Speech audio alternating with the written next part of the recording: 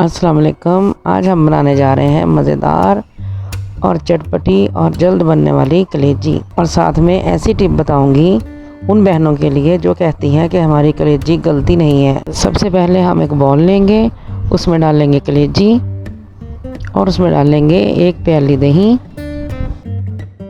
ساتھ میں ہی 1 چمچ لہسن ادرک کا پیسٹ ڈال لیں گے اور ساتھ ہی اپنے مسالے ایڈ کریں گے۔ اس کے لیے آدھا چمچ ہلدی، آدھا چمچ پسا ہوا زیرہ، آدھا چمچ لال مرچ اور آدھا چمچ دادر مرچ، اور ساتھ ہی 1 لیموں نچوڑ دیں گے۔ اور یاد رکھیں کہ اس مسالوں میں نمک ایڈ نہیں کریں گے، اور ساتھ میں ان ساروں مسالوں کو مکس کر دیں گے اور 2-4 گھنٹے کے لیے رکھ دیں گے۔ اور ساتھ ہی ایک کڑھائی لیں، ہلکی آنچ رکھیں اور آدھا پیالی آئل ڈال دیں اور گرم ہونے کے لیے چھوڑ دیں۔ جب ہمارا آئل گرم ہو جائے تو اس میں 1 بریک چاپ کیا ہوا پیاز ڈال لیں۔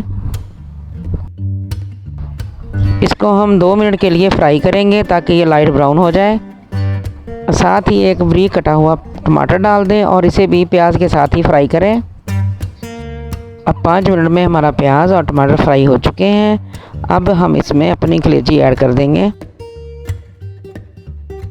اب ہم اسے 5 منٹ کے لیے فرائی کریں گے۔ اس میں پانی ڈالنے کی ضرورت نہیں ہے، جو ہم نے دہی ڈالا تھا اسی سے ہی ہماری کلیجی گل جائے گی۔ تھوڑی دیر کے لیے فرائی کریں، پھر اسے ڈھک کر رکھ دیں۔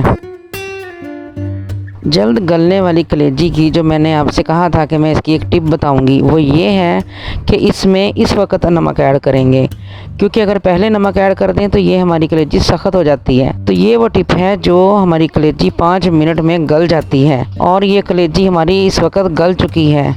اب یہ 2 منٹ میں تیار ہو جائے گی۔ ایک دفعہ آپ میرے طریقے سے کلیجی بنا کے دیکھیں، یقیناً آپ انگلیاں چاٹتے رہ جائیں گے۔ بہت آسان، مزیدار اور چٹپٹی بنے گی، اور انشاءاللہ آپ اسے ضرور ٹرائی کریں گے اور کرتے رہیں گے۔ اب یہ آئل باہر آ چکا ہے۔ اب ہم اس کلیجی کو ڈش آؤٹ کریں گے۔